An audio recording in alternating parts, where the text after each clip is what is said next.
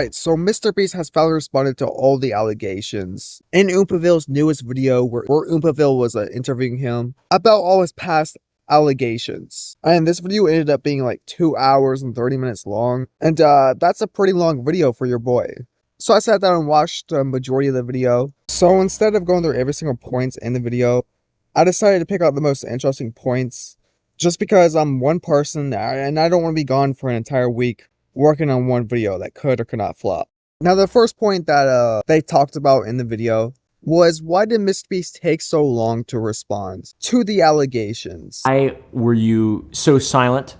Especially off the bat, like you did respond to the Ava Tyson stuff immediately, but like, you know, right after a bunch of other stuff came out and Dawson's video, his first video, gained a bunch of traction. What was your reasoning for being so silent immediately? Well, if you remember, he investigated himself a week before the dogpack video. So the investigators just told him to be quiet about this entire thing until the investigation is done. Which, you know, makes a lot of sense because you don't want to ruin the investigation or have any bias in the investigation. Which later in the video, he actually does claim that his biggest mistake was not responding to the allegations sooner. Like, what do you think your biggest mistakes were over the last 4 months? You already know what I'm about to say. We've hit it a couple of times. I wish right after we dropped the results of that investigation, I could talk a couple weeks ago. I wish I just instantly did this. Which, you know, I kind of figured that was the case. I don't know if anybody thought any differently, like he was being quiet because he knew he was guilty. MrBeast is pretty good with words, so I think if he wanted to respond, he would have. He didn't need to wait. He also claims that Dogpack's original video has a lot of misinformation in it. And honestly, this is the first lie he tells, because Dogpack's original video mentions so much stuff that he doesn't talk about in this video, which we will obviously get into later. If you spend 2 hours responding to all the allegations and not talk about a lot of the things in Dogpack's video, or try to avoid a lot of the things that were in Dogpack's video, that shows that you're guilty of those things in Dogpack's video. No, I'm not gonna lie, it's other videos I cannot say the same for. Alright, so the next thing I talked about was Delaware, which, if you don't know who Delaware is, he was in the Last to Leave a Salem Asylum video, and people found out that he was a sex offender. And MrBeast claims that there was a lot of misinformation spreading around Delaware. Well, not Delaware himself, the situation. I guess many people thought that MrBeast was calling him Delaware because he committed a crime in Delaware. I guess people thought that Jimmy was making fun of him. But no, his name was just Delaware, and he committed a crime in Delaware. So I guess it was kind of ironic. So whoever made that claim up, that Jimmy was calling him Delaware to make fun of him, is stupid. How much you want to bet it was probably a TikToker? Alright, y'all, meet Charles Jefferson, who was known on MrBeast's channel as Delaware. Why would they call him Delaware? That's simple. It's the same reason they had him wear a mask every time that he was on screen, to conceal his identity. He also claims that he wasn't trying to hide Delaware's identity. He was in a different video, and you could see like his face and name tag. Jimmy also claims that he was pretty young, like 19 years old. He didn't know what background checks were, which I'm 19 and I know what background checks are, so okay. I don't know how you don't know what background checks are at 19. But, you know, I do understand that he's pretty young, so he probably didn't think to do a background check on someone. That he literally just walked into Best Buy, was like, oh, you're hired. And unknowingly, he hired a sex offender. Which he claims that he didn't know that Delaware was a registered sex offender. A couple people there that wanted to help me make videos. One of them was the person named Delaware. And no, I did not know he was a registered sex offender. There's a rumor that's gone around that said that he sat me and my mom down and told us.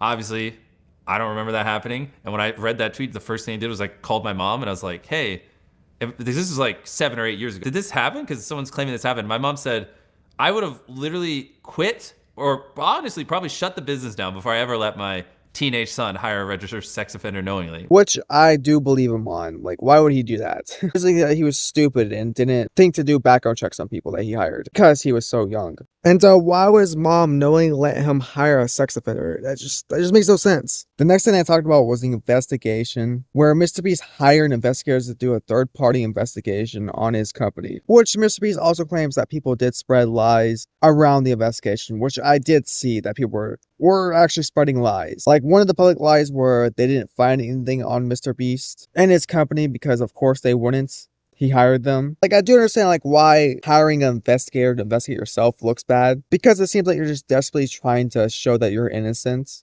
But claiming that they didn't find anything on MrBeast and his company is wrong because they actually did find something. They found several cases of harassment and misconduct, but they didn't find anything related in Ava's ballpark, if you know what I mean. But I do understand that Mr. Beast, knowing that an investigator was going to investigate him, he could have dumped massive amounts of evidence that could have objectified him and his friends. So I do see that happening. Because, for example, they had many group chats where they joke about Chris being, a weirdo. And where did those group chats go? Like, did he delete them?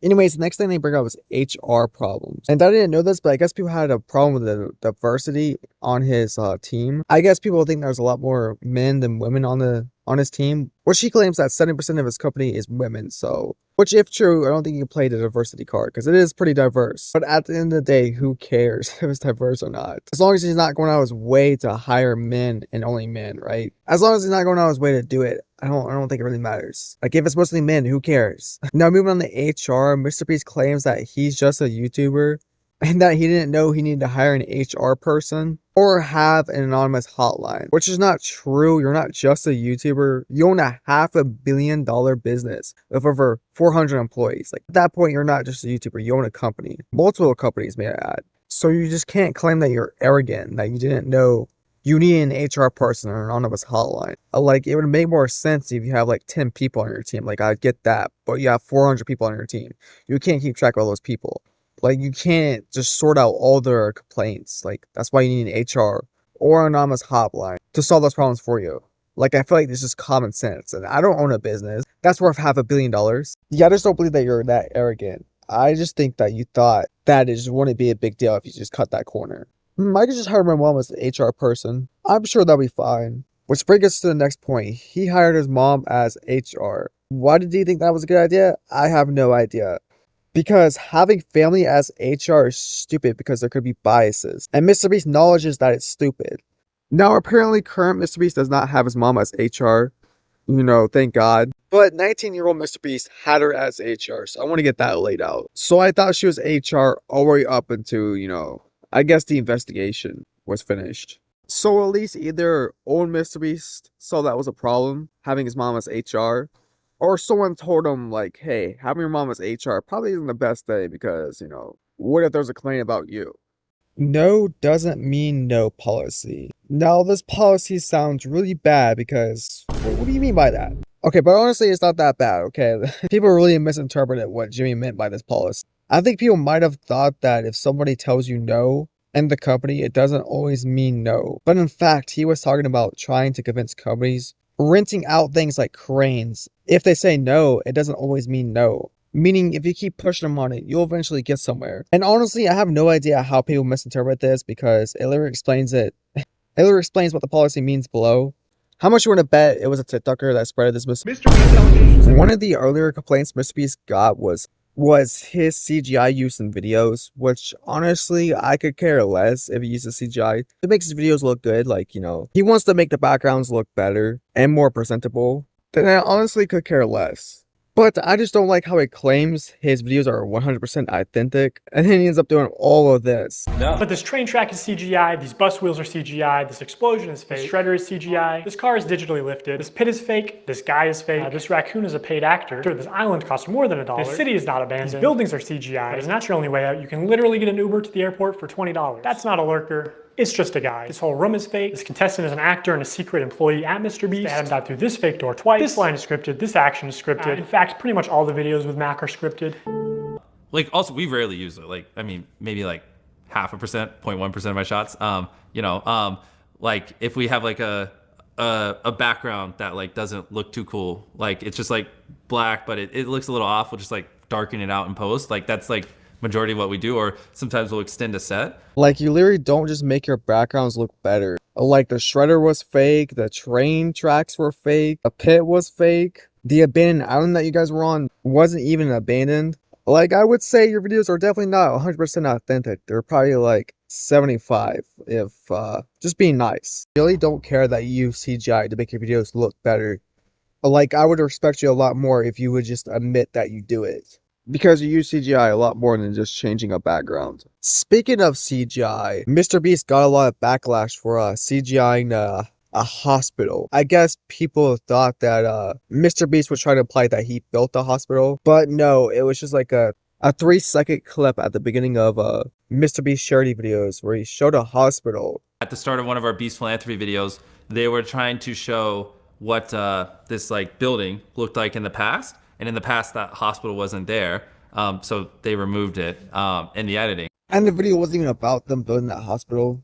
And all this is more on the editor's part and on the people's part, not Mr. Beast. Well, I guess more so Dogpack, because he was the main one pushing this narrative that Mr. Beast was CGIing hospitals to make himself look better. But I do see how people probably got mistaken because Mr. Beast or his editors used blue, and blue equals Mr. Beast. Alright, next topic they talked about was 100 Voice versus the 100 Girls video. And this has already been debunked, but basically, on both the girls and guys team, they had some contestants test positive for COVID. And basically, he was left with a tough decision because a lot of them took weeks off of work to compete in this video. So he had to fill the gap with his own employees, which is understandable. So I don't think he deliberately placed his own employees in that challenge in hopes that they win, I guess. But I kind of wish Umberville kind of pushed him on, well, Mr. Beast, you say that everybody compete in your challenges. Like, oh, all you gotta do is buy this shirt and you compete. But you end up only doing local people to North Carolina. And the only people you fly out is YouTubers. So what's up with that? Doesn't that kind of seem a little manipulative? You know, because like you're literally lying to your fans, giving them false hope that if they buy this item, they could be in the next video. So I kind of wish Umberville pushed him on that part. At least they hear Mr. Beast's side of it, but he didn't. Next controversy that Umberville brought up was the only controversy that actually stunned Mr. Beast. During the entire video, it was the illegal lotteries controversy. Which, if you don't know what I'm talking about, through 2020 and 2022, Mr. Beast did a bunch of live streaming. And in like all those live streams, he would tell people to buy something, like a shirt, and chance to win something like money or a PS5. And wow, that sounds exactly like an illegal lottery. He also did this a bunch of times throughout this live stream. Lotteries are also run poorly multiple times. They would say something like, buy in the next 5 minutes for a chance to win. And then 7 minutes later go, actually, the newest order in 30 seconds is gonna win. In 5 minutes, we're gonna do the same thing again. We're gonna put $1,000 in a random order. Hey, Daryl, don't we owe someone $1,000? We do. Yeah, so, all right, so the newest order, in 30 seconds, we are gonna put $1,000 in your package. Stephen K. Okay? Stephen King. And there is no second giveaway 30 seconds later, like Jimmy said. This is just one very shady giveaway. Which Mr. Beast obviously claims that he doesn't think he ran illegal lotteries, and says that he's trying to dig up all the footage to figure out if he did or not. Do you believe that you ran an illegal lottery? Did you believe at the time? What was your mindset? Did you check with the FCC? Was there any compliance, any steps taken to prevent this? What is your just perspective on that? Yes. So I don't think we did. I have people looking into it and like trying to pull the footage and figure it out. Like, I feel like if you knew that you didn't ran illegal lotteries, wouldn't you just say it? Instead, you say you don't think you did, which shows that you definitely did something shady, but you don't have a way to defend yourself. Because, yeah, you can't just obviously plain out say that he didn't do it because, well, he did. And this is another point that I wish Umberville kind of pushed him on, but again, he didn't really push him on it. But he does say if anyone believed that they were scammed during these live streams, he'll refund them, which I guess that's nice. But I feel like a lot of them have probably forgotten that they have even won. Regardless if it's actually a legal lottery or not, it was still very shady that he did this, and it was just downright wrong. Suing Dogpack. Mr. Beast plans to sue Dogpack for slander because he believes that Mr. Beast spread lots and lots of lies about him. And he claims that he has lost millions and millions of dollars by companies pulling out of his company because of Dogpack's claims. I kind of wish that he would say what Dogpack lied about, but he doesn't. That was on Umberville's part. Like, Umberville wasn't really the best interviewer. He didn't really push Mr. Beast on a lot of these topics. He was like, yeah. I agree. And a lot of people are saying that CoffeeZilla would have done a better job, and I do agree. CoffeeZilla would have definitely done a better job because he would have pushed him on stuff like this. Because you have to acknowledge that Dogpack didn't completely lie on your name. He did state a lot of facts. Like, your videos aren't 100% authentic as you say. You were running illegal lotteries. If you meant to or didn't mean to, you did scam people. Like, you bring up their names during the live streams, like, oh, you won all this money, and then you would move on like nothing ever happened, like 30 seconds later. But I do understand that he did fabricate the truth a lot of the times. Like, the video is gone now, but he had a video that apparently wasn't really that good. And he did, like, kind of lie about the CGI hospital. He was the main one saying that Mr. Beast was claiming that he built this hospital. So he did sprinkle in a couple of lies and his big hill of truths. The next thing I talked about was crypto. Now, I'm not too familiar with the crypto controversy, so I'm just going to have to take Mr. Beast's side on it. Or, my bad, stay neutral. I'm not going to take a side on it. I'm just going to tell you his side. So I guess many people thought that Mr. Beast owned a lot of crypto accounts. I don't know if they're like pump and dump crypto accounts. I have no idea. But Mr. Beast claims that these accounts were owned by other people who live and like breathe crypto. I don't know if he claims that they're associated with them or not, but apparently those crypto accounts have like thousands and thousands of transactions. And he pretty much claims that since those crypto accounts have thousands and thousands of transactions, that he didn't have time to do all those transactions. Like he was filming videos. Now, since I haven't researched this, I have no idea if he's telling a fib or not. But I just wanted to tell you his side because I know a lot of people are interested about what his opinion is about the crypto controversy. They also talked about Beast Games in this video, which Beast Games is this like TV show that's going to appear on like Amazon Prime or something like that. And contestants on the show have alleged chronic mistreatment, sexual harassment, and not having enough supply of food and medicine. But Mr. Beast claims that mistreatment, like people breaking their bones, did not happen. People also claim that Mr. Beast wasn't paying the contestants, which he claims that every contestant got paid $2,000 each. And obviously, I think the more long you stay, the more you got paid. So I don't think someone who got second place would get $2,000. No, I think they should get paid regardless. And I'm glad that Mr. Beast does pay them, which is pretty generous, honestly. A lot of reality TV shows that do challenges like this don't even pay their contestants. They usually only pay the big winner. But he also didn't mention the low supply on food and medicine. So to me, it seems like if he skips over something, it usually means that he's guilty of that. Because, like, if that didn't happen, then talk about it. Don't just skip over it. Like, Oomphaville did not mention it. And again, Oomphaville had a chance to push him on that. I think Mr. Beast was hoping that Oomphaville would forget to ask about the low supply of food or medicine. And which Oomphaville did forget, sadly.